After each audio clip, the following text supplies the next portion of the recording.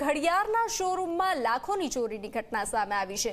70 લાખની ઘડિયાળ અને 4 લાખ રોકડાની ચોરીને અંજામ આપવામાં આવ્યો। ટાઇટનના શોરૂમમાં ચોરી કરી તસ્કરોએ પોલીસને પડકાર ફેંક્યો છે। પોલીસ સ્ટેશનથી માત્ર 100 મીટર દૂર છે આ ઘડિયાળનો શોરૂમ।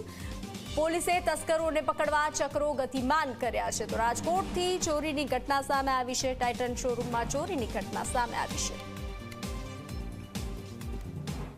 જે જેક જેવા સિસ્ટમથી કોઈ ઊંચું કરેલું છે, પછી એની અંદર એક માણસ અંદર ઘૂસી જાય, બાકીના 4-5 માણસો બહાર રેકી કરી રહ્યા છે, વોચ રાખી રહ્યા કે કોઈ આવી ના જાય। સર કેટલી ઘડિયાળો અંદાજિત કેટલી? 102 ઘડિયાળો ચોરાયેલી છે હાલ। અલગ અલગ બ્રાન્ડની 102 કિંમતી ઘડિયાળો ચોરાયેલી છે। રોકડ 4 લાખ રૂપિયા આશરે। સીસીટીવી કબજે કરવામાં આ સીસીટીવી કબજે કરી એફએસએલની મદદ લઈ, ફિંગરપ્રિન્ટ, ડોગ સ્કોડની મદદ લઈને હાલ ફરિયાદની કાર્યવાહી ચાલુ છે। તેમજ પોલીસ પણ કેમેરાની તપાસમાં નીકળે છે।